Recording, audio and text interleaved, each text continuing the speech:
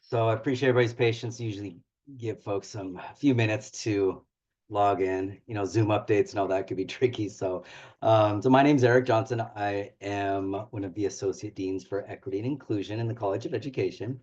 And also I chaired the College of Education Equity and Inclusion Committee, which sponsors these presentations. And so we're really happy that you could make it. We should have a good group tonight. This is our third installment this semester, and I'm really excited to have this presentation. And I'll let Tom, Eugenie, and Jihee introduce themselves momentarily. We have one more presentation, and that'll be in a month. And that one is going to be by Casey Hildebrand. And so we're really looking forward to that one too. So mark your calendars if that's something that stands out to you. But so far we've had two really good ones, and I'm sure this one is going to be just as great for everybody. We try to make these conversational and interactive, more so than a lecture. So just I'll give Tom and Jihee and Eugenie the ball and let them run with it. Thank you, Dr. Eric. Hi, everybody. I will just take a few seconds to share my screen. Okay, hope everybody can see the screen that I'm sharing right now. Okay.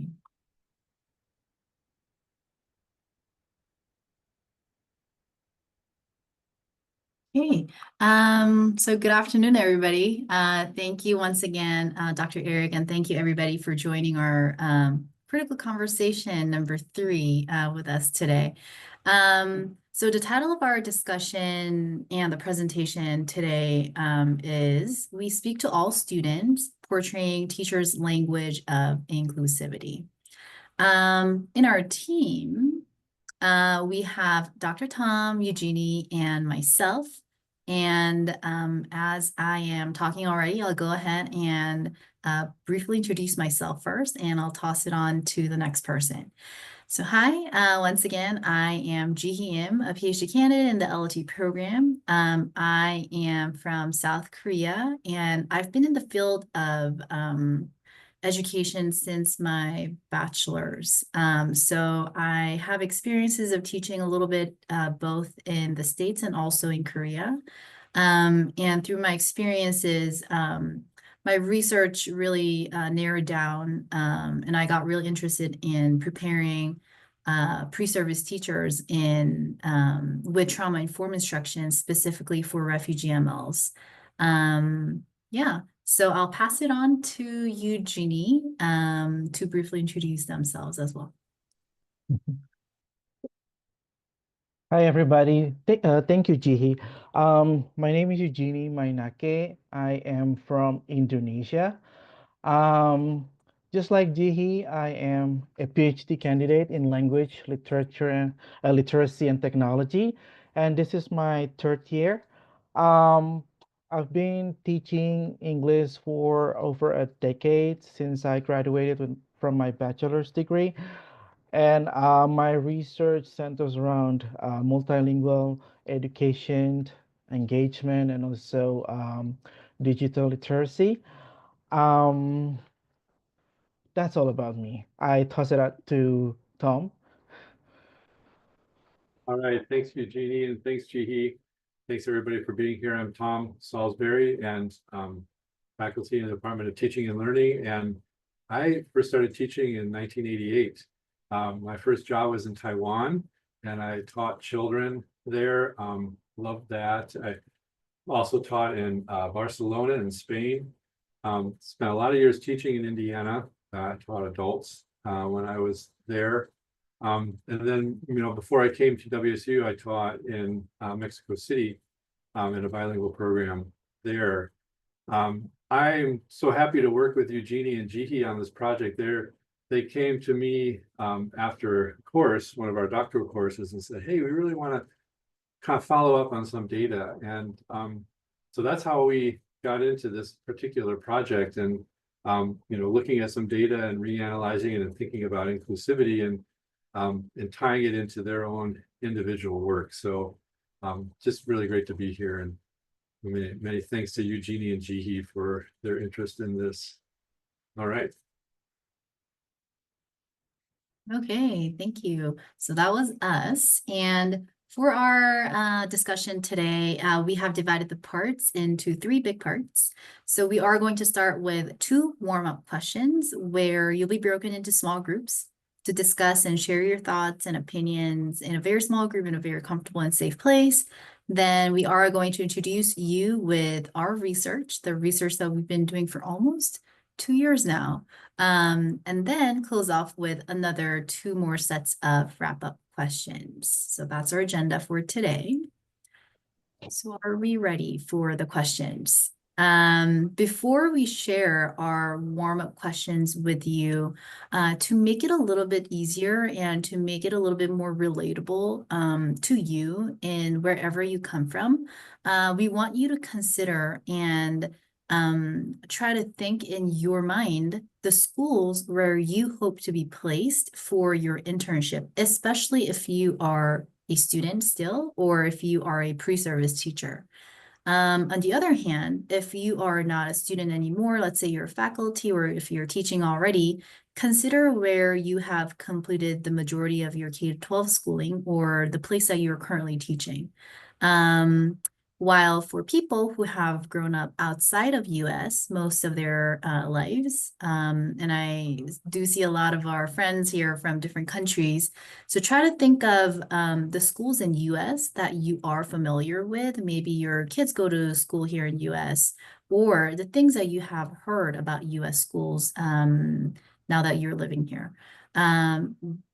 So we're giving you this prompt so that it could help you better relate to the questions that we're about to give. So the first question is, what programs are in place to serve multilingual learners at the school? So right below the question over here in the slide, you'll see a QR code you can scan, especially for those of you who are planning to use their phones to respond. Otherwise, I'll be sending you in the link that you can use and click right away, which will bring you directly into a platform called Padlet. And we thought the majority of you might be familiar with this Padlet platform already. So to make it a little bit more consistent, we recommend you to decide at least 1 note taker in each of the breakout room to write down the discussions and whatever responses that you will be discussing in Padlet. So before you go on to your breakout rooms and before I open it, please make sure that you have already clicked on the link that I have sent you so that you have your Padlet open. Yep, so I will go ahead and make up the breakout. Because we want around 3 to 4 participants in each of the room, I will open 6 breakout rooms and for you to join. Okay, so let me create. I'll open all the rooms. And Dr. Tom, Eugenie, and I will be going in and out of your rooms just to eavesdrop what you're talking about. And we had said 5 minutes. Is that right, Jihee and Eugenie? Right, so 5 minutes. And as you go, make sure that you decide on your note taker. And after 5 minutes, we're going to come back in the whole group session. So we'll see you in 5 minutes.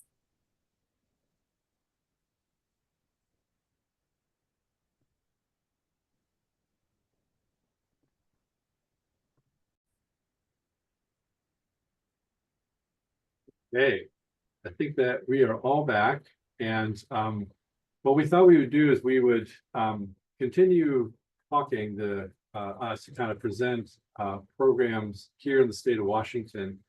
And then we're going to have you go back into your breakout rooms. We've got another question for you.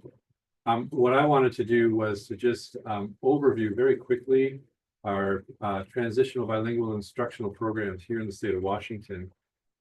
And there's a lot here, so I'm just going to go pretty quickly. For some people this is it way better than me, and for others it might be very new, and so I'm going to do my best here to summarize our program. We've got, you know, three general types. The first are our bilingual instructional programs, and we have three different programs within that. We have the kind of the gold standard here in the state of Washington, which are the dual language programs. Best way to describe these would be, you know, you've got two major language groups. Say we've got a group of Spanish speakers, a large group of English speakers, and both of these language communities are, the children are learning English and Spanish in their classroom. So there's a lot of buy-in from the community in a dual language program. And we have two-way dual language programs and one-way dual language programs. The second type of bilingual instructional program is the developmental bilingual program. These would be also known as a late exit program. So the goal here is biliteracy, as it is with the dual language program. And kids would be schooled in two languages, you know, oftentimes up through middle school. And then the transitional bilingual programs also are known as an early exit program. And these are programs typically to not necessarily to promote biliteracy, but it's to help children maintain a home language at least for a few years as they're transitioned over into English medium classroom. And then, you know, bilingual instructional programs are hard to run. They require a lot of resources. So we have, the state of Washington also has alternative instructional programs. You know, we have the content-based instruction, which is oftentimes in foreign language instruction. You know, we've got, you know, focus on content primarily, and then we look for embedded language within that content. And a very common alternative instructional program would be the sheltered instruction, the guided language acquisition by design, or GLAD, or the sheltered instruction observation protocol, or SIOP. These are both models for sheltered instruction. And these are, you know, gen ed classes. We may have a few students who are multilingual learners who are in a general education classroom with a teacher who is trained in sheltering techniques.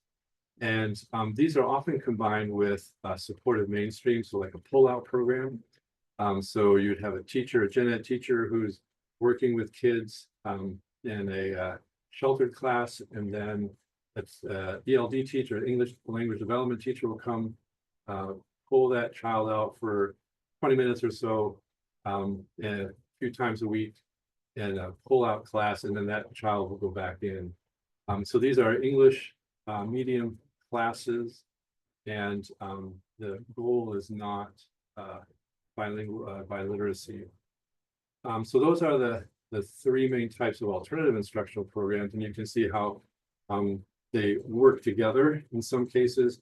And then finally, the newcomer program are for students who have had oftentimes interrupted education, who will come join classes and then have like this, the whole school, or the entire area of that school is devoted to students who are learning English, so multilingual learners at different age levels.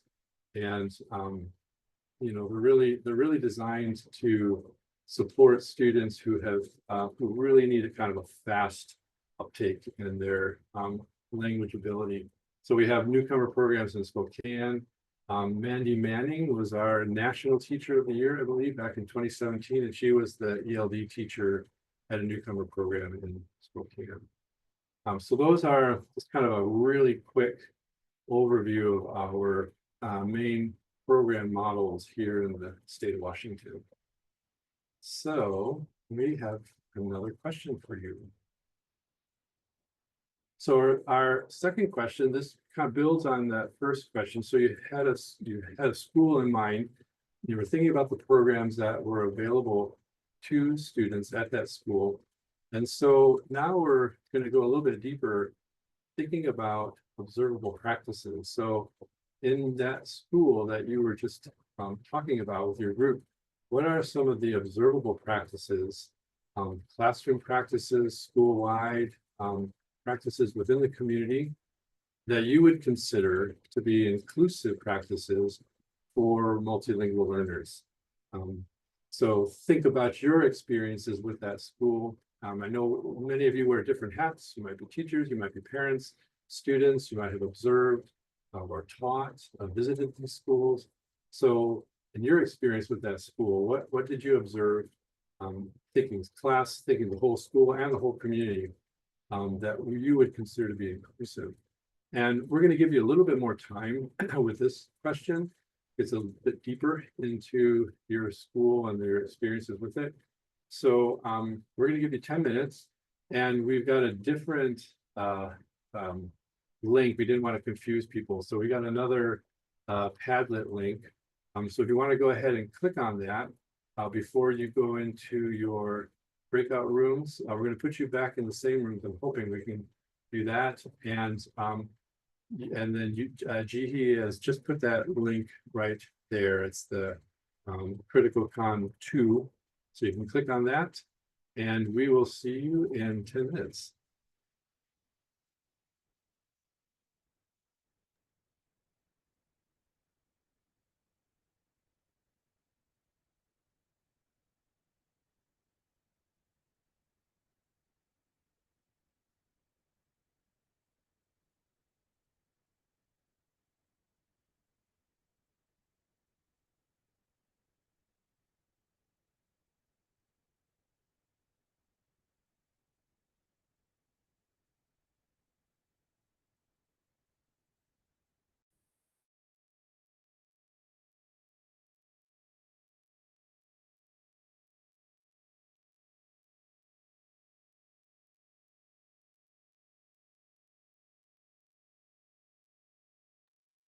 Like we've got most people in their rooms. And Nazrullah, are you able to get into a room? I think he is not there. Okay. Oh, there you go. He's Okay. not there. And Ripley, Mm. okay. All right. How did I do in my summary, Eric? Did I hit the major points? I mean, that slide is another 3-hour conversation. I But know. just to give an overview, it's hard when people aren't used to the verbiage and the programs, and yeah. Yeah, No, I know. I wanted something. I dig it. And then with Padlet, like I have my own subscription because I have, since COVID, I probably have 1,000 different Padlet pages, but it's such a cool way to engage folks and see everything. So there's a feature where you can just do one page and then you do columns for each question. And so that's really neat. I don't know. They can do video responses. It's such a cool platform. We debated about doing columns, and we were afraid that people might see all those columns and then feel like they had to respond to everything, and we just didn't want to like open it up to confusion. Yeah. We got 5 minutes to answer all these questions. Oh no! So we thought, well, we'll just we'll create 4 different Padlets. And Yeah. Eugenie's got a license, so you can, like you, Eric, you can many Padlets as you want. Yeah, the free one, I think you only get 3 free, 3. but Yeah. it's great. It's like 90 something bucks a month or a year. So it's Yeah. really worth it. I enjoy it.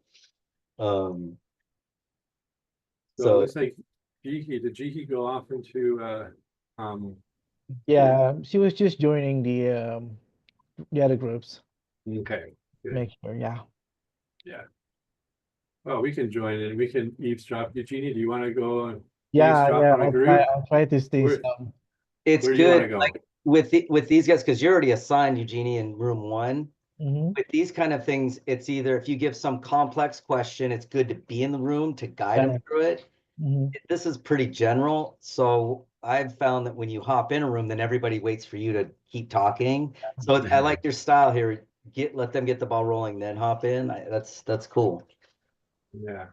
So where do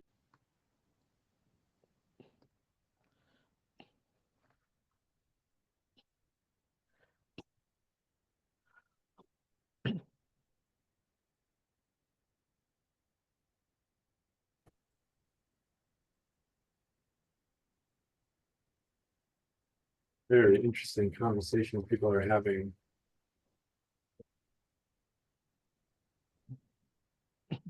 Yeah, we cover so many topics in these conversations, the whole series, that this is closer to what, you know, my interest. So I was like, I want to get in there and hear. Well, we're gonna wait for folks to all get back here, and Jihee is our MC here with, she's got the control of the PowerPoint, so let's get that back up. Okay. Thank you everyone for your work in the breakout room. We thought we've had 2 opportunities now for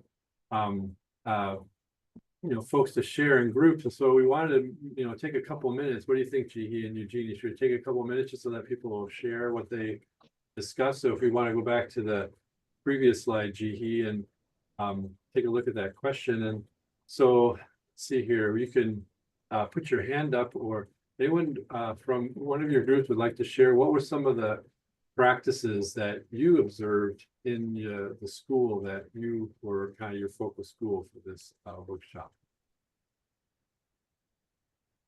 Nasrullah. For the opportunity, I would like to share something about what I have found actually in the past in my free academic learning before coming into the WSU, that sometimes that my instructor try to give instruction to the students in order to present their own cultural background, and while telling some terminology which is not quite common to be found actually, or happen to be met by many students. So this is kind of the insightful, I guess, through the instructions, because in the meantime, it's going to involve or engage the students because they know what they would like to say. The terminology which is going to be disseminated to the other students make the student think about much more, and then it can make maybe the learning quite interesting for the next sessions, because the student has been recalled, has been engaged, and while when student engaged, the learning will about to happen. So I really love the way how the instructor try to insert in some of the instructions, toward the culturally sensitive instructions. This is the way how to shape the students to understand and to aware toward the diversity that they have in the classroom atmosphere. Thank you, Nasrullah. Yeah, using our cultural lens, we all are kind of viewing our content through that cultural lens. Having that license to do so is really important. Yeah, thanks for sharing that, Nasrullah. Are there anyone else would like to share? We got time for maybe one or two more people.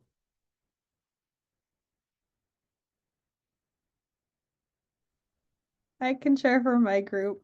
Yeah, Jihee thanks, came in and Jessica. was like, you need to share. So I was with Eka and Zixing, and we had a really great conversation about, well, some highlights I think that were interesting were, first of all, like integrating culture and language instruction. So kind of not isolating language as like an end into itself, but as a kind of window into culture. So thinking about those things and practicing, teaching them like holistically and as intertwined. I brought up translanguaging at the end, which I'm on a call right now with several people for whom like we have experts on the call in translanguaging, so I am not an expert at all. But just thinking a little bit about just in terms of an observable practice, like encouraging students to draw from their entire linguistic repertoire when they're giving responses or when they're completing assignments or what have you, that like they're really drawing on L1 and L2 in order to learn L3 or whatever the case may be. So yeah. Right. Thank you so much, Jessica. Yeah, and you brought up that term translanguaging. I'm so glad you did. And when we get to the end of our presentation today, if people have got questions about what some of these terms mean and kind of how they fit into the picture, we can go ahead and talk about that. Yeah, thanks a lot, Jessica. Okay, well, maybe we should move on then. We're gonna now talk a little bit about our research. And if I remember right, Jihee, I think you're gonna No, start us it's out. Is me, that right? Tom. Eugenie, sorry. No All right, worries, no Eugenie, worries. Everyone take is it here away. for the discussion. So, thank you, everybody. I was impressed by what you have about school practices for inclusivity. And one of the things that I would like to add to what you just have is about naming. Especially, this is very important. I have Chinese students who, in my class, that should have English name just for instructor to be able to address them. But I started to change that norm by, okay, let's just use your Chinese name. What's the point of that? So that's one way to do that. And yeah, that was very interesting discussion, folks. I appreciate that. And now we're going to share with you the research that we've been working for like almost 2 years, right, Tom and Jihee, and where we look at inclusivity discourse in multilingual education settings. Um, Next. All right. So this is the overview of our research presentation today. We're gonna break it down into three sections. So first, we will introduce our conceptual and also theoretical framework where we will discuss about our positionality as researcher and also our research objectives. And we will briefly talk about concept-oriented approach that we use as our theoretical framework in our study. And we will provide a brief summary of literature review around inclusivity. And then we have second section, which will talk about how we collect the data and how we analyze the data. And then we move on to our last section where we'll explain about how we coded the data and how the codes emerge from our literature review and what our findings reveal about actual language use and usage patterns from our data that our participants use. And of course, we'll wrap up our session with the discussion with everybody. So we hope that everybody will stay until the very end of this conversation. All right, so as researchers, we need to acknowledge that our positionality does shape how we approach our study, and not to mention how we analyzed and how our positionality also shape the way we interpret the data. So in this case, our positionality is shaped by our backgrounds.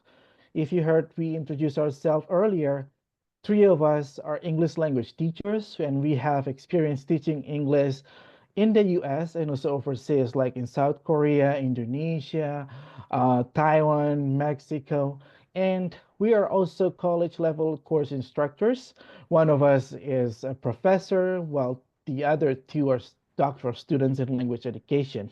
And the fact that the three of us are multilingual people, we speak English and also some other languages.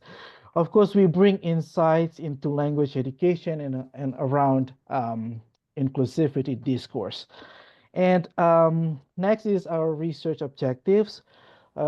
We try to identify the speech pattern of school personnel. In this case, we focus on teachers and school counselors. And the second one, we try to understand the concept of inclusivity articulated by school personnel. So we analyze the language they use to describe and promote inclusive practices for multilingual learners. All right, so next, Jihee. Sorry, you're the guy here, so. All right. Oh yeah, this is, oh, sorry. This is you, Eugenie. I'm sorry. No, this is still me, Tom. Don't worry. So our research is grounded on concept-oriented approach. This concept was introduced by Professor Bardolfi Harlig. And fun fact, this professor is actually Tom's mentor during his PhD in Indiana University. So yeah, this is amazing to work on something that he's familiar with. And what is it exactly? So concept-oriented approach is a functional approach to second language acquisition. This approach examines how language learners develop linguistic forms to express semantic concepts in communication. And this particular framework is focused on form to functions, which means that how specific linguistic form is used in different meanings, and function to form pattern, which means how language learners express a concept using available linguistic form. So we will dive deeply into these patterns in our data. So I think that's all for me, and I'm gonna pass it over to Jihee. Okay, thank you, Eugenie. My part is I will introduce you to how we three came up with our own definition of inclusivity. So we wanted to come up with a definition of what does inclusivity mean actually. So first, we looked at the definitions that were already out there, such as through the cultural competency, diversity, equity, and inclusion by the PESB 2021. And according to the CCDEI, which is the acronym of Cultural Competency, Diversity, Equity, and Inclusion Standard, inclusion was defined as one that is boxed in orange in the slide. Let me read it. So intentional efforts and consistent sets of actions to create and sustain a sense of respect, belonging, safety, and attention to individual needs and backgrounds that ensure full access to engagement and participation in available activities and opportunities.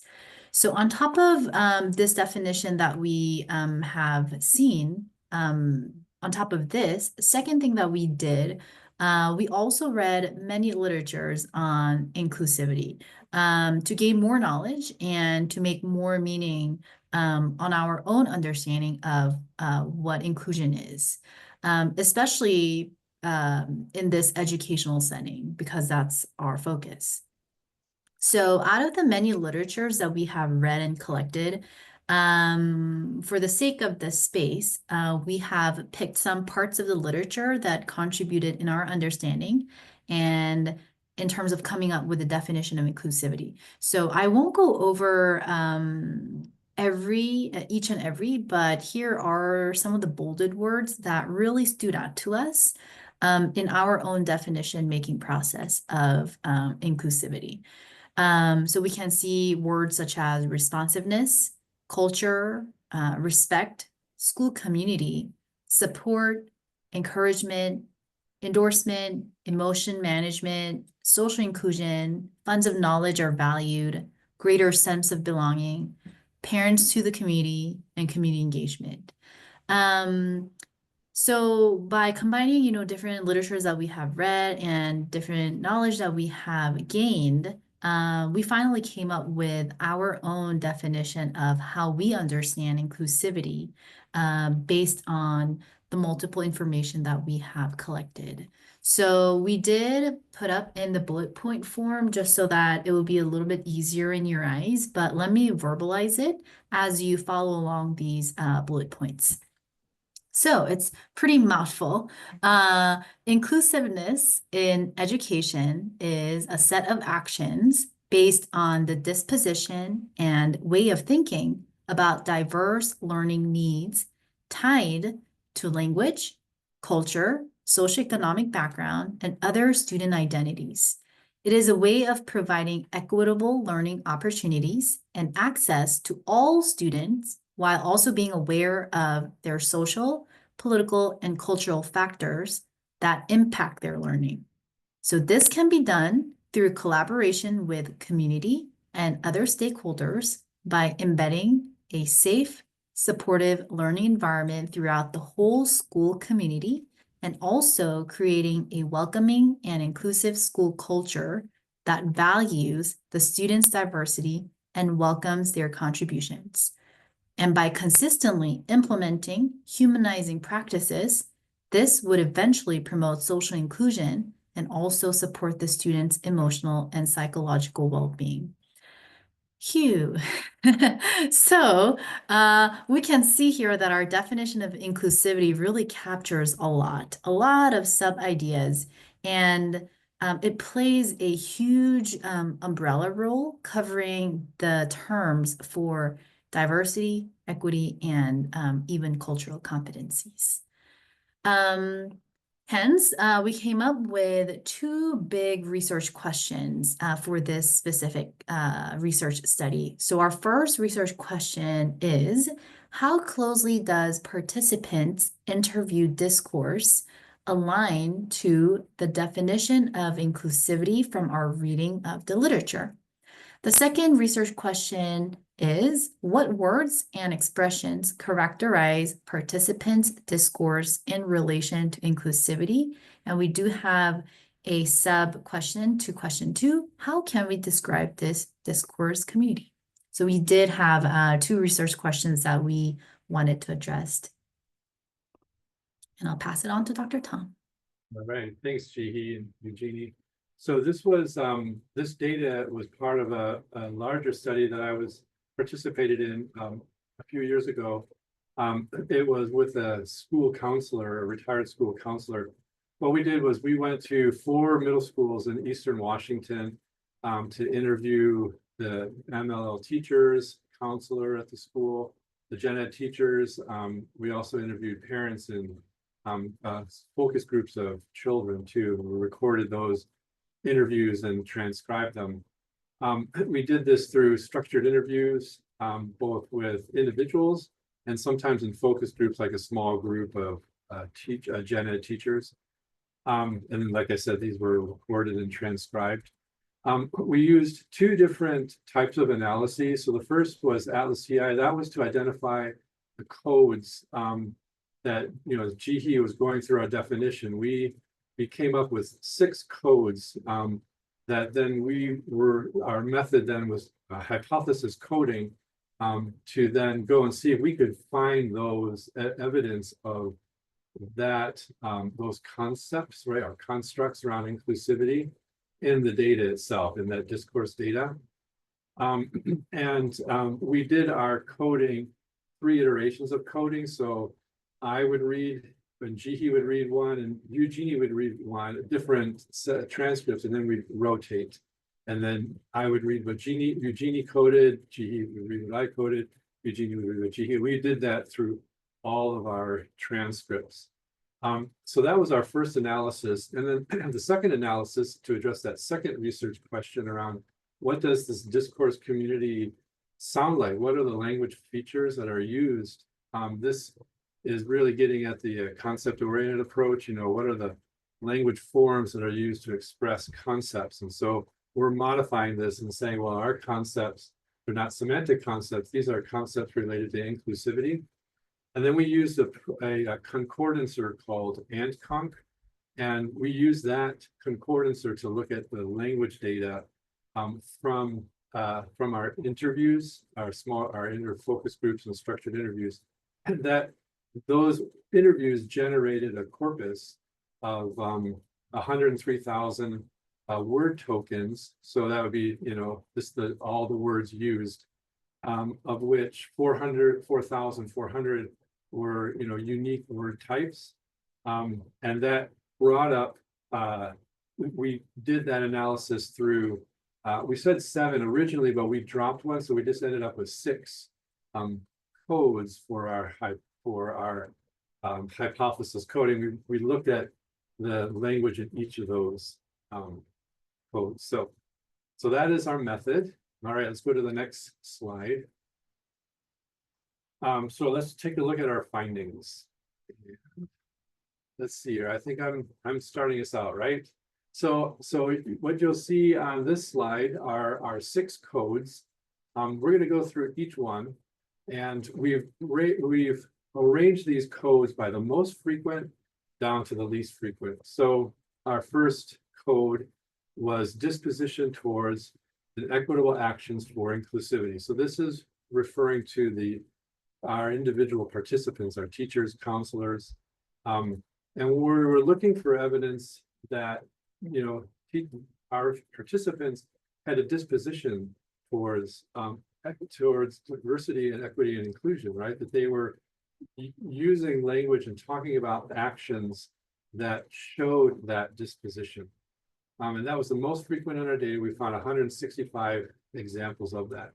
So on our next slide, we've got a quote that we hope shows this, that, you know, here we have a teacher who is talking about school conferences, and particularly about bringing the children in to do student-led conferences, and talking about goals with the kids. And so why we flagged, or, you know, highlighted this particular quote is how the teacher is talking about their actions to include children, to give children a voice, to talk with the children and build goals. So we really saw this as being sort of a good example of inclusivity. Okay, on the next slide, we're going to talk about our second code, and this is that code that we call awareness, social, political, and cultural factors. So we're really looking at the context. We have not just our teachers and our children, but the school community, you know, state or national context in which our children are learning, and that our teachers are aware of this, right? They're aware of you know, what our children's, oftentimes the immigration process, or aware of what our children are experiencing outside of school. So on the next slide, we have an example of that. So here we have a teacher. The reason we flagged this particular quote is because we see a teacher who is looking at these children as having multiple identities. They're not just a singular, you know, category, but they're kids with many different, they wear many different hats, as the as this person was saying, that they have so many different parts of that student. So, you know, as we underline, many different things play into who these people are. And so we wanted that we see these, our children, not as just a single category. Okay, so next.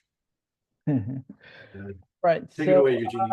I'm taking over the next code, and we have our third code is promoting social inclusion through emotional and psychological well-being. So what we actually try to see here is what teachers can do to support students' emotional and their well-being. And in our analysis, these codes appear 77 times, which is quite surprising. And you can think of these codes of like teaching students about social emotional learning, where they learn how to develop skills to understand and manage emotions, or building positive relationships between peers or with teachers, and making responsible decisions. And the example is in the next slides.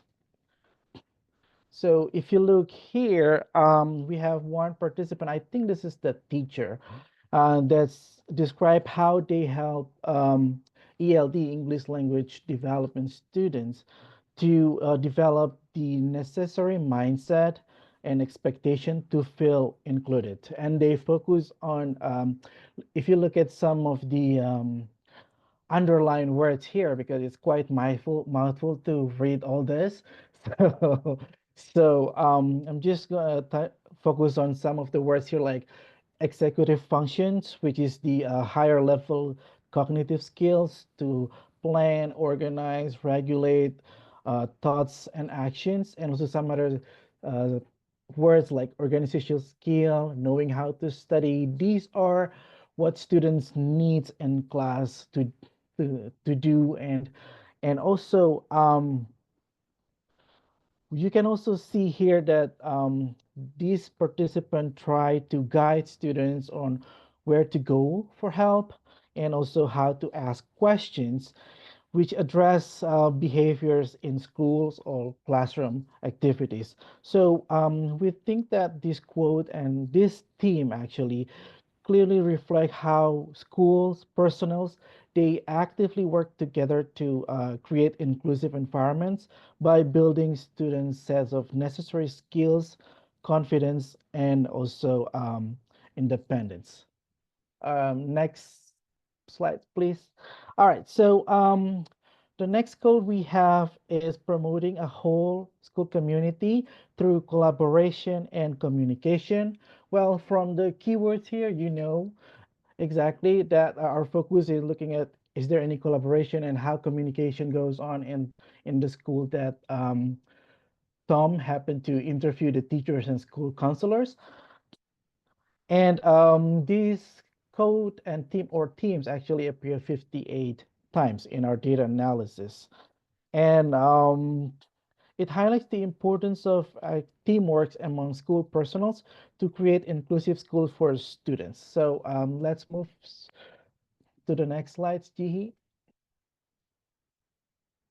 Okay, so one of the participants says, when our staff has their PLC meeting, you know, I try to attend several and check in with how the kids are doing. And anytime they want to assess information or to meet about a particular kiddo, we are able to do that. It's nice having a small school and just everybody knows everybody. It's been really great.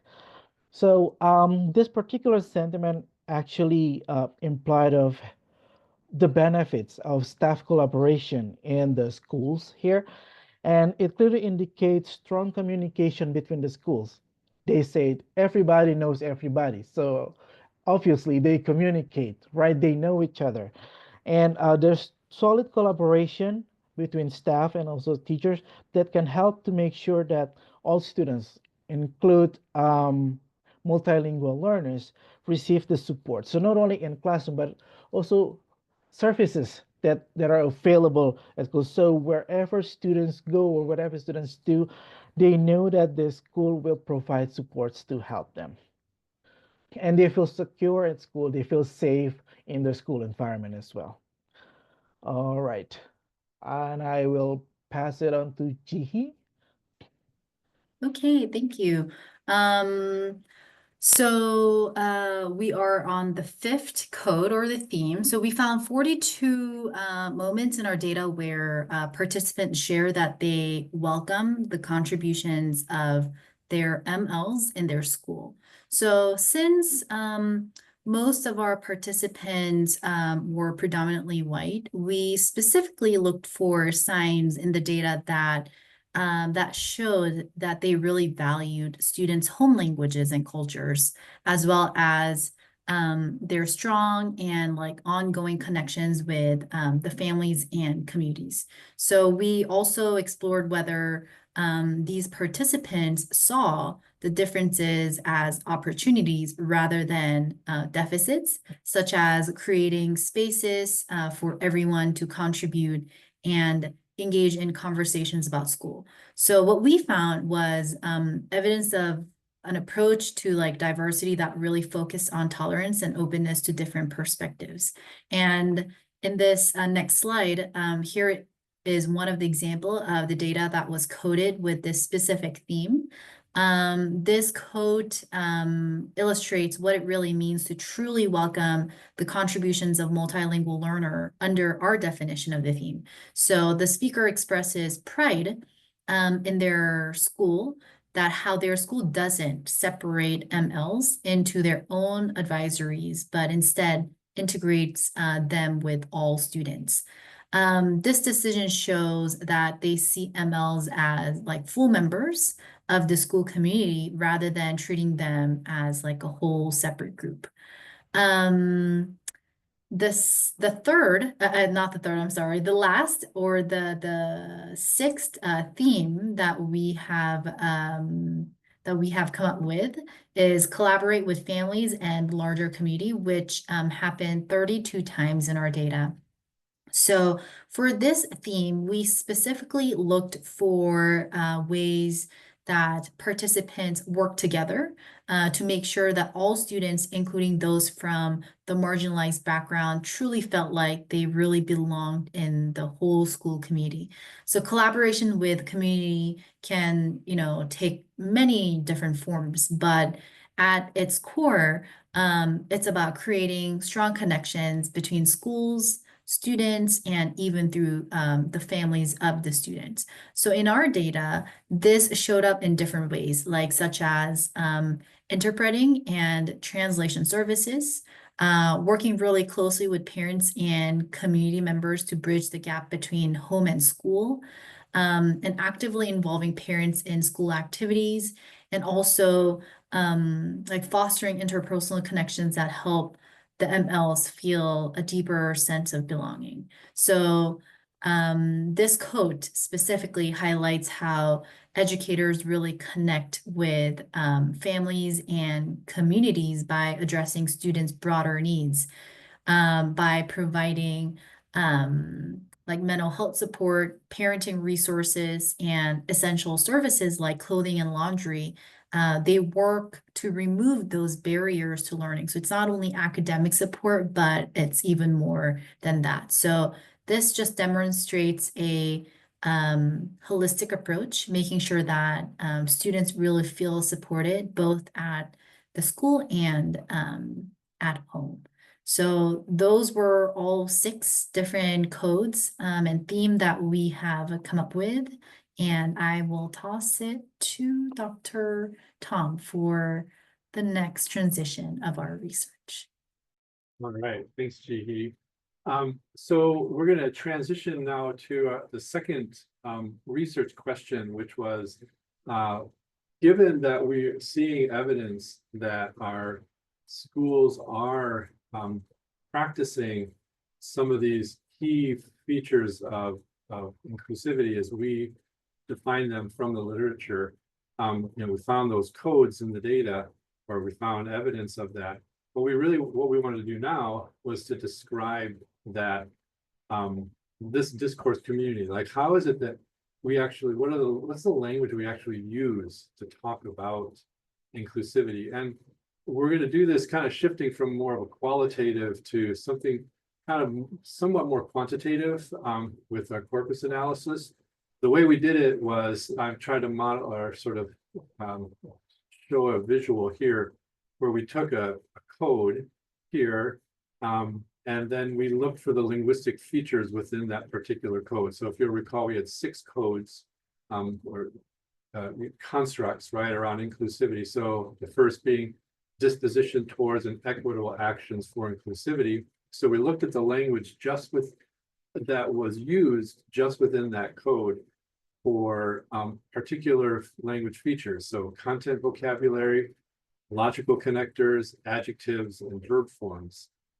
We did this for each code. So for the next one, awareness of social, political, and cultural factors, that was our code. And then the same thing, we looked for the linguistic features within that.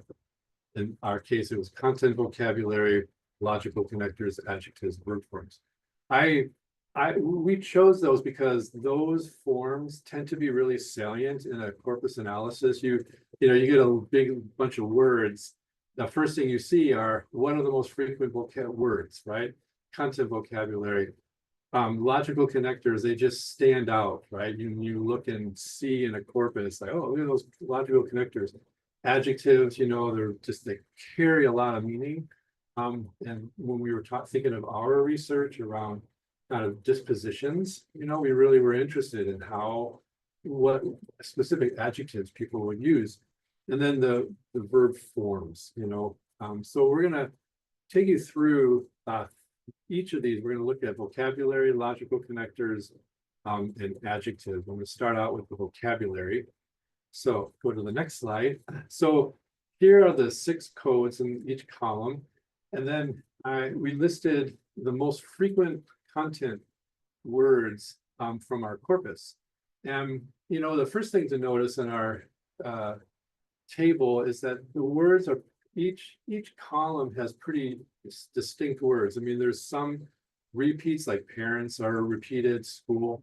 But generally speaking, people are using words most frequently depending on the concept that they're talking about within inclusivity. So that's kind of interesting. It's not surprising on the one hand, but it is because people are actually thinking about this construct and they're using words to fit that. And then another thing that was kind of interesting about this is in that first column around disposition, you'll notice that the most frequent verbs were all in the ing form. Ing forms tend to focus on action, activity, right? So there's a real sense that people are focused on the doing, like they're focused on the work. And we thought that was very interesting. So on the next slide, we'll see an example of what we mean. So here's just kind of how that discourse, when people talked about disposition, we're kind of indicating their dispositions, focusing on actions like, well, you're always the teacher, always trying to explain things, coming from different angles, talking through it, trying to say, you keep it fun, talking through it, and, until you get to this place of understanding, which is a gerund there. But the point being, we've got a lot of these ing forms that are really focusing on the doing of the action. And again, disposition towards equitable action and inclusion, that was our most common code in the data. Okay, let's look at the next slide. I'm going to turn it over to Eugenie. All right, thank you, Tom. So just like Tom said, we found content vocabulary and also some logical connectors. And I notice our participants here are all English language learners and English language teachers. So you know exactly what logical connectors, right? So it's linking words, transition words that you use to connect ideas and sentences. We all deal with writing every time, but this is what we found from oral conversation with the participants. So in our data, it's so surprising that we found some subordinators, and we also found coordinate conjunction and transition phrases. So some ordination we found like if they, if we, because I, because they, though, even though, that's why, this is why, I know why. And if they, if we, it's just conditional reasoning, right? Is that what I understand so far from looking at this particular context? And that's the most common one used. So it's on our first list when we try to look at the frequency of words in our data. And the second one is coordinate conjunctions, and we found the word and being the most common used, and followed by so, but, and or in their conversation. This is very interesting. And the last one is transition phases, which indicate emphasis by participants stating also and especially a lot in their speeches. And not only that, they also describe times and sequence or process of doing something, or maybe there's a process or activities they do. So they use all these sequencing words like before, after, then, next, since, a lot. So yeah, Tom, maybe you want to add something on this? Yeah, just what is yeah, thanks, Eugenie. I mean, that was great.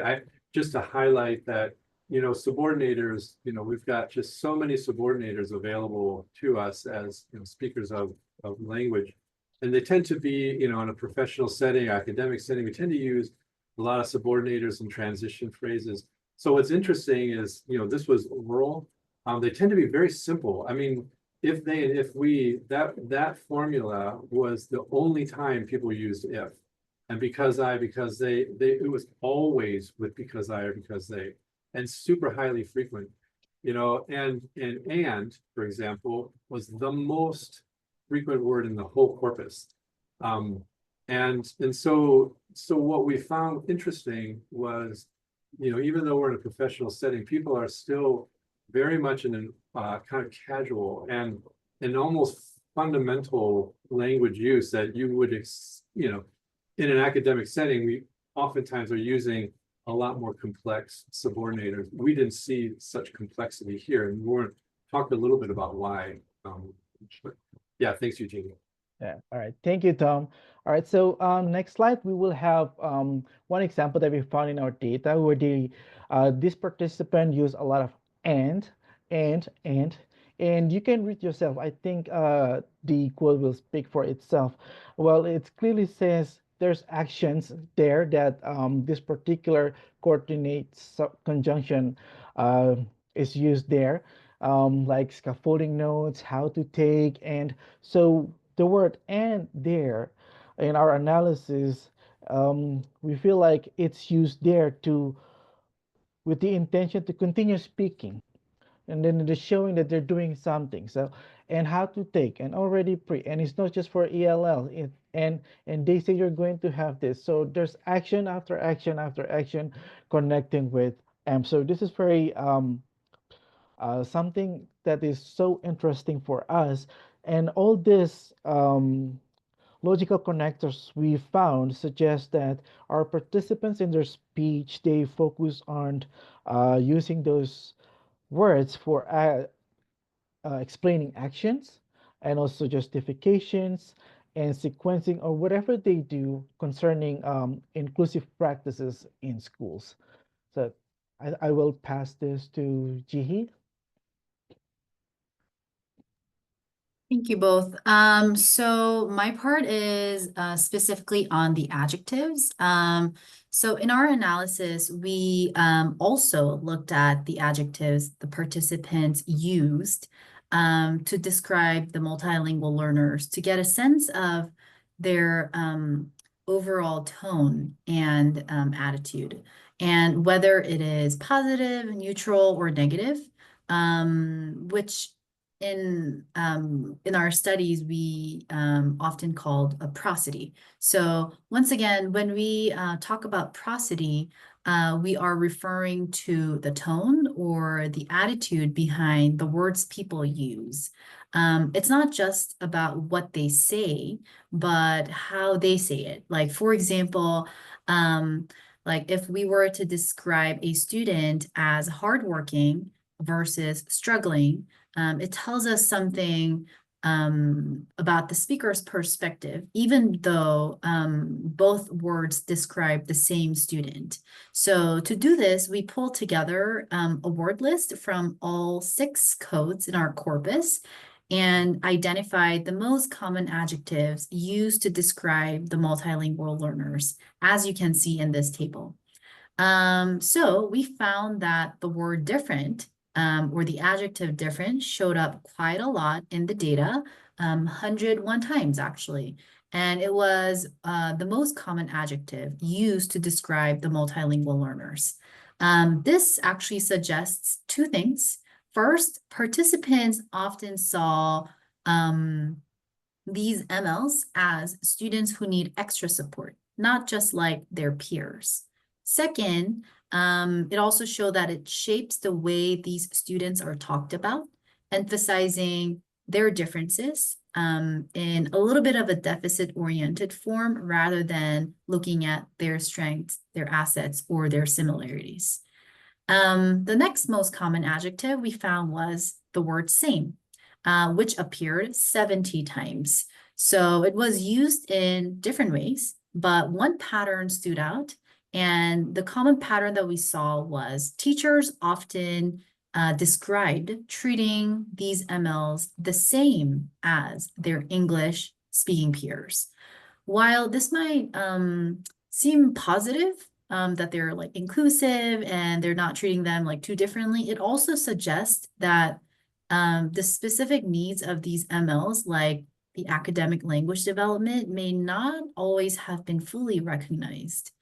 The third most common adjective we found was the adjective great, which was used 67 times. And interestingly, it was mostly used to describe programs or staffs, like, oh, our new program is great, rather than the students themselves.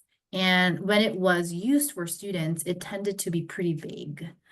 The fourth most frequent adjective was the word hard, appearing 52 times.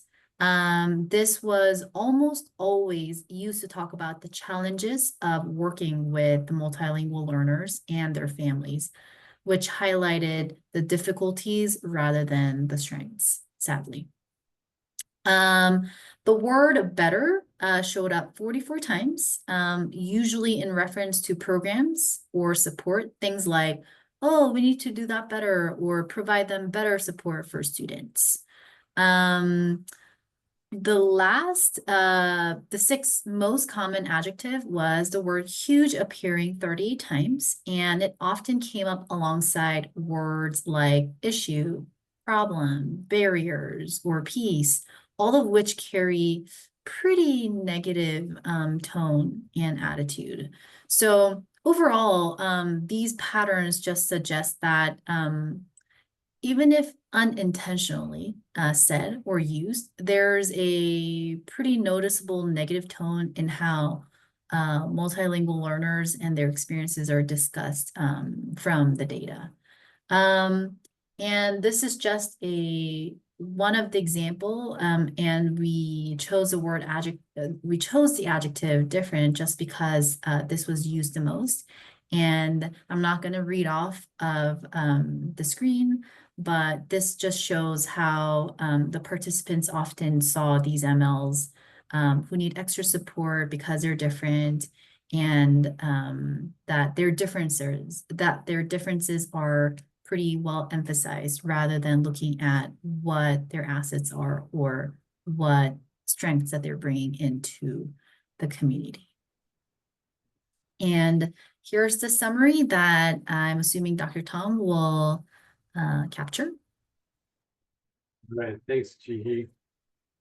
So to summarize then, you know, in the first research question, the first part of our study, we looked at how we did a hypothesis coding to see how if we could see evidence that our participants in their work in the schools in which they worked, you know, fit the definition of inclusivity as we defined it from our review of the literature. And we found that the participants' interview discourse aligned with that definition of inclusivity to greater or lesser degree. We found evidence for each of our codes within the data. So then the second phase of our research then was going at that, you know, the idea of a concept-oriented approach. And just to clarify, this is a modification of that idea. Typically, it's used with semantic concepts. We're using it with you know, constructs around inclusivity, right? So this is a novel way to do that.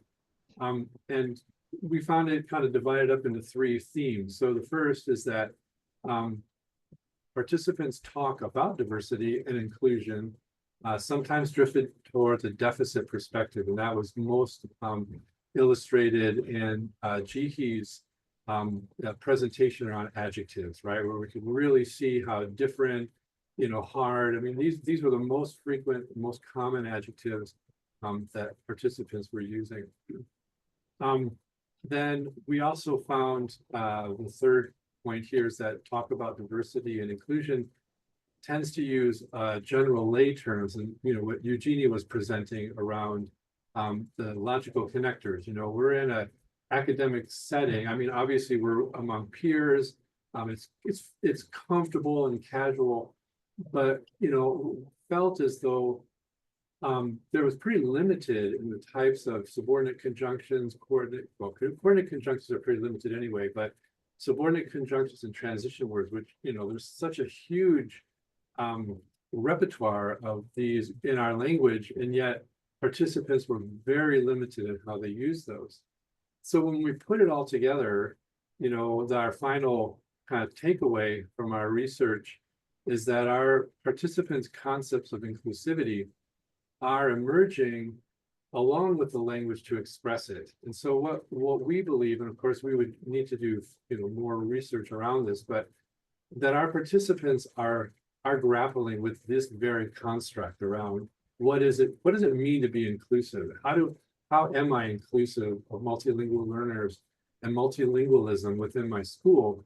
Here's what we do in our school. You know, we see evidence that they are attempting these things, but they're also learning about this, and they're talking about it in ways that are in some respects measurably rudimentary, right? In terms of logical connectors, vocabulary, you know, the actual language that people are using.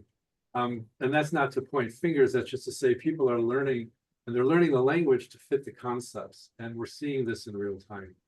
And so that is it's kind of where we're at with this research. So now we're going to take it to you all in a, I think we can open it up for questions, and then we're going to we'll let you all go into breakout rooms to kind of grapple with this a little bit more. So before we send you off to another breakout room, I wanted Jihee, Eugenie, and I wanted to field any questions that you have about the research, about our findings, about our methods, about our theoretical framework, any questions that you have.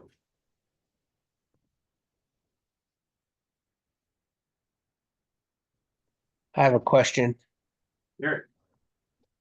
So, you said that your data set contained 4 middle schools and they were on Eastern Washington.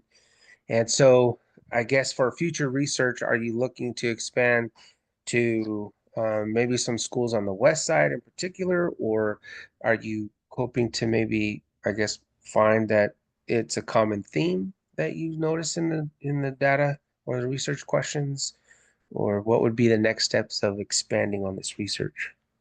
Yeah, that's a great question, Eric. You know, collecting data like this is pretty time consuming. You know, I think we found what we wanted to see in Eastern Washington. It would be fascinating to go to Western Washington and to kind of follow up and see how, say, you know, currently, what are the discourse kind of around multilingualism. I wonder, given our current, and we can talk about this more in your groups, but you know, given our current social and political climate, I mean, how are people talking about diversity, equity, and inclusion in schools, right? Given what's coming down to us from the federal government. And so, you know, taking it to other schools at this time could just be fascinating. And, you know, that I'm not saying that that's something I would do right now in my time, but I would open it up to folks who would want to take it further. I mean, it's kind of a novel way to look at the concept-oriented approach. To our knowledge, you know, it's not been done. Jihee brought up prosody, you know, where we look at tone. There's a lot of really interesting work that can be done with prosody and how, you know, when you look at discourse it's not just an individual instance, it's over, you know, many thousands of, tens of thousands and hundreds of thousands of interactions and exchanges that our students experience and that we are participating in as teachers. That's how you begin to measure prosody. So it would be really fascinating to do that kind of work as a case study in an individual school. If you wanted to understand, like, how does my school work, you know, as a case, or expand it larger, at some point in terms of research, you'd want to create real clear boundaries. Otherwise, it would just get huge. But there's a lot of different possibilities. So thanks for your question, Eric. I hope I answered it somewhat. All right, thank you. Yeah, great question.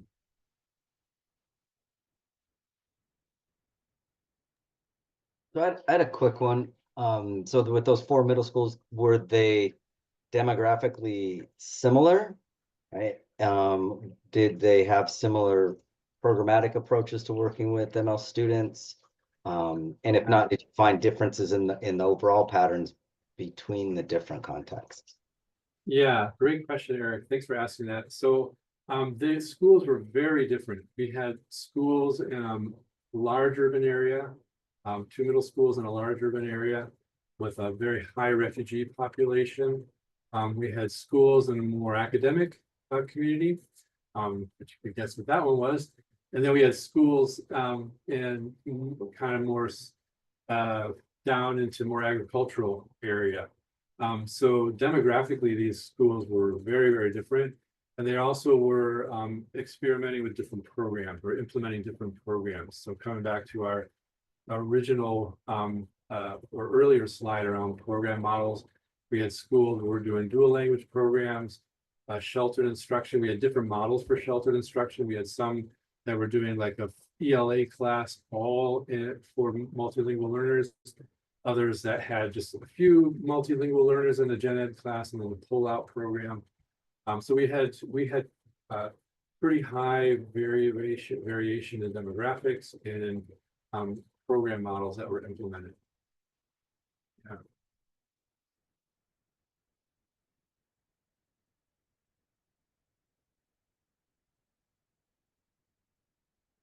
So we'll have more opportunities for questions. What we wanted to do now is give you an opportunity to personalize some of this research in your breakout rooms. And so let's take a look at the next slide. So thinking back to your school, and this might take a while, depending on how much, exposure you've had with interacting with folks at the school, that you were thinking about earlier. But our question is, how do people at the school, your classmates, the teachers, administrators, talk about multilingual learners? In other words, what is some of the everyday language, professional language used to refer to this population of students? And, I recognize, just as a kind of a caveat to this question, I recognize that sometimes the most glaring examples just could be things that you heard someone say that were just awful, right? And it's hard to you can't just forget that, right? It's in your mind. What we're hoping, with corpus research, what happens is it's not just a single instance, as and again, it's kind of related to prosody. It's something that you hear over and over and over and over again. So a great example is, teachers will say, well, my level 3s are like this, right? And I recognize that you're trying to talk about people who are at the 3rd level of language proficiency, but how it lands when I'm saying, well, my level 3s are this or my level 2s are that, is that it's categorizing someone like that's who they are, right? They're a level 1 or they're a level 2. When we know that language development is a process, right? And that person is not a level. That's just one simple example. And of course, we do this because we're busy, we got stuff to do, and we've got to communicate some things quickly. So that's our question to you. We'll go back to our same groups. What is some of that professional, everyday language, professional language that is used to refer to multilingual people in that school that you focused on? So we've got another URL. Jihee's put that into the chat, and it's the Critical Con 3. So you can click on that. That'll be a Padlet link. You can put in some of your notes. It's 6:07, so I'm thinking we'll give you all how long, Eugenie and Jihee? Do we have time for about 10 minutes? That sound good? I think 5 minutes is enough. So 5 minutes? you have time for the last questions. Big questions. You wrap Okay. up, yeah. Good You thinking. have So big questions. we'll aim for 5 minutes. So around 6:12, and then we can go to our last question. All right. And I do have some people that I see will be only alone in a room, so I might switch you around if you're alone in a room, because Yeah. some people have left already. See you in 5 minutes.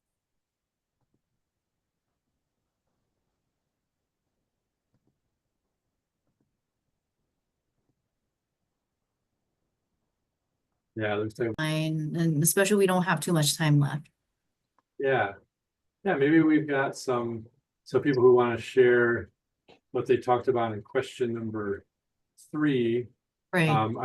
Maybe I didn't check it. Let me take a peek at our We have Padlet. one response, deficit Yeah. language. Oh yeah, right. It's great examples of catch them up, remediation, help them get to the level of their peers. Yep, English learners as a descriptor, centering English. Yep. And English learners as a group instead of individuals. Yeah, thanks for that. It's really good.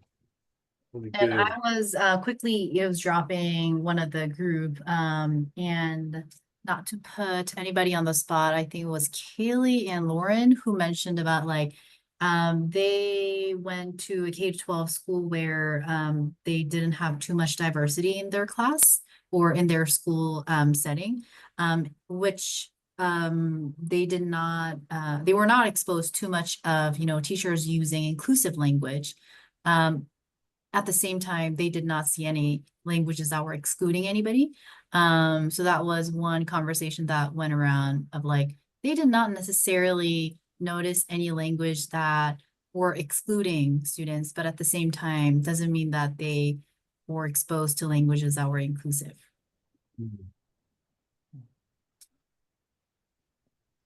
I also pop in one of the rooms, and sorry to put you on the spot. I had Tuti and also I think Muhammad there, and it was such an interesting conversation we had. But we didn't write it because we were so enjoying our conversation, and we came up with some of the words that it may be heartbreaking to hear, but like some English language learners, they were labeled slow learners or struggled learners. And the fact that three of us are English language learners and we were there, we have the experience of learning English and also teaching English. So we were like sometimes um, we were confused of how to use academic and social language, not to mention there's a lot of English language variations, slangs across this country. So yeah, that's what came out. It's so interesting to see all these words.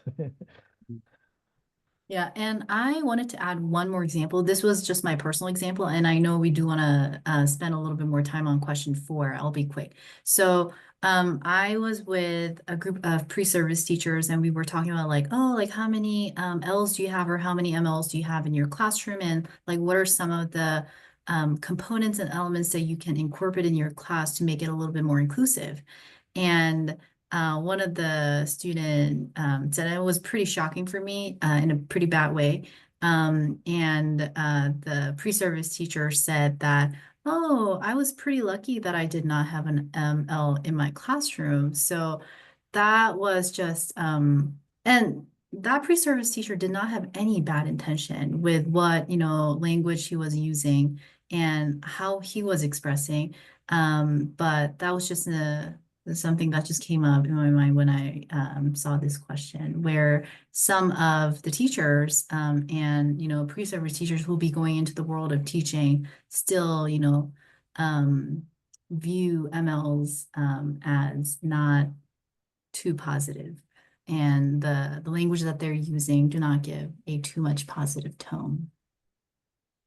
No, thanks for that example. Yeah. Jihee. I was going to give one from the data that I didn't share. We didn't share in this presentation. There was a phrase, and Jihee, Eugenie and I talked about it.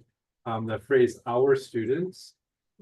It comes up a lot. Our students, and there was as we went through our transcripts, in some cases, our schools were very clear in saying everyone is our students, right? Our multilingual learners, all kids they're all our students. But in other school contexts, there was almost this kind of, unsaid meaning to our students, which was the, white majority English speaking students. Those were our students. And then there were the multilingual learners. And at one point in our interviews, a counselor is talking about, getting the multilingual learners more integrated and talking about multilingual. And then they were saying, well, and then our students, this and our students, and then the counselor paused. And it was just this moment of realization where she said, our students, she goes, there it is, right there, our students. And she just paused. And that was so powerful for this participant in the research to come to an aha moment, like, oh my gosh, I've been using this phrase in a very exclusive way, right? That I'm talking about one demographic and not all of my students. And so I wanted to share that with you. So should we go to our last question? I think Jihee, you're going to cover that one, right? So we were originally planning to break you again into your breakout room, but for the sake of time, we thought that it would be better if we just stay in this main room and anybody can jump in and share their responses to this question. So the question is, how do we best support MLs and multilingualism in general, given the current social and political situations in US? So we'll give everybody, a minute or two to, just to think about the responses to this question. And whoever feels comfortable sharing, please feel free to share whatever your thoughts are in this question.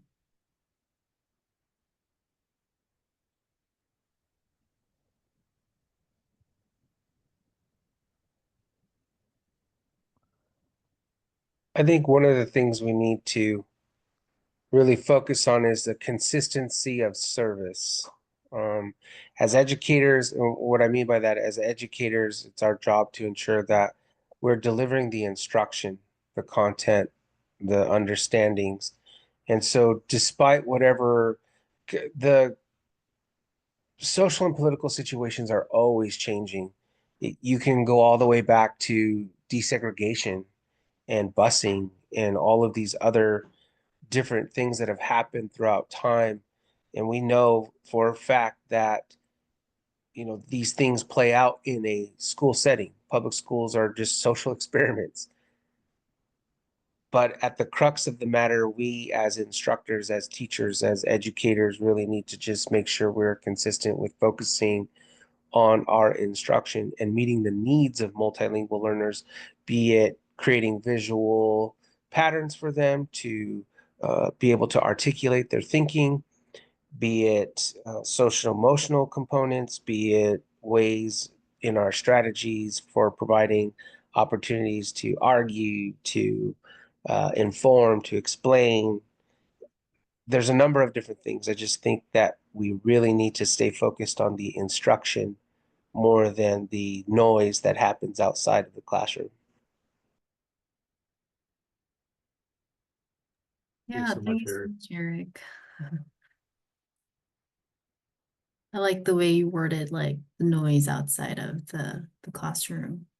Yeah, and just making sure that the teachers themselves are consistent with what they're providing in terms of instructions. Thank you. Anybody else?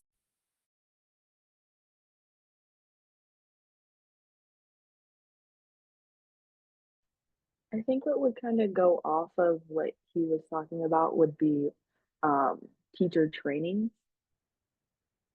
and having workshops on helping teachers be able to just, I don't know, I don't know the word, but um, just help them all. I lost it. I lost the word.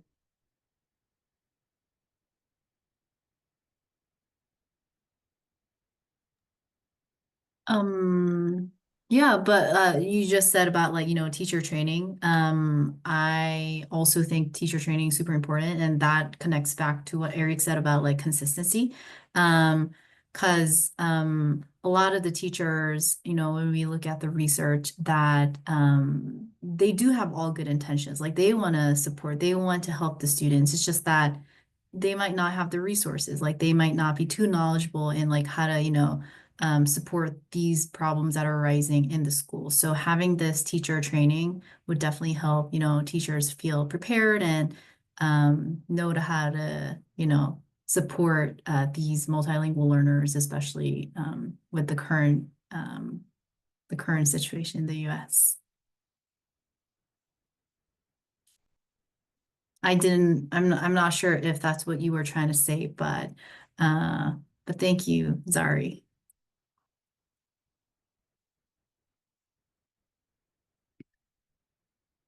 Anyone else?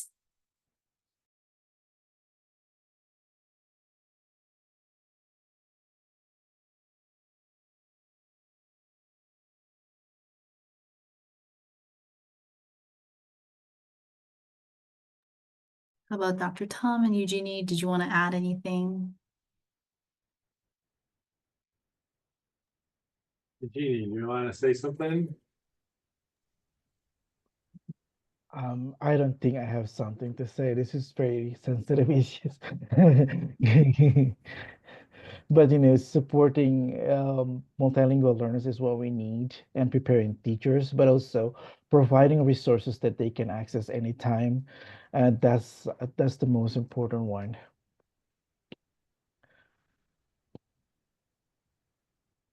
Yeah, thanks, Eugenie. And I just wanted to, kind of follow up on what Eric was saying about, by understanding it, what you're saying, Eric, is, we regardless of the rhetoric and the noise outside, we have the work to do, and that work is important, and it's life-changing, and those are very much focused on actions. What are we doing? And that's what I take away from this, is that the language and the actions,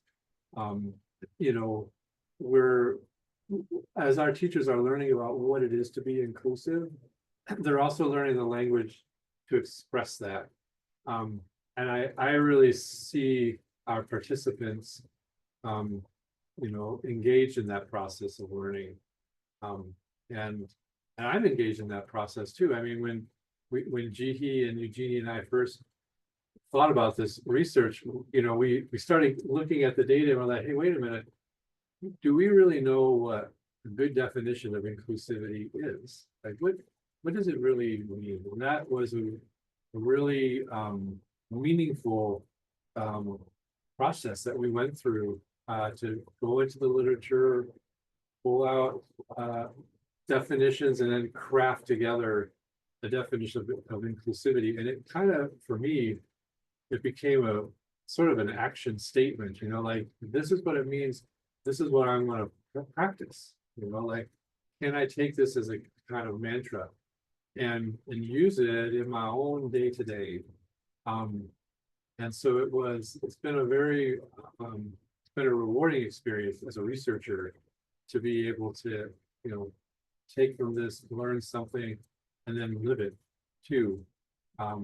So I want to thank Jihee and Eugenie for having the interest, approach me and say, hey, let's do something with this data. And great. I think we are just about out of time. And Eric, I think we can turn it over to you to kind of wrap us up. Yeah, I really appreciate the work that you all are doing, and getting everybody to think about not just what's happening in the school with classrooms or these different programs, but also how we talk about our students. That's the one that your participant really reflected on, or just talking about people in general, talking about programs in general. And so I think that is something that everybody can take away and have their ears open for that. But again, really appreciate the presentation. Appreciate everybody who was able to join, and especially all the way to the end. That's awesome, and really hope that you can make the next one. So with that, say good night.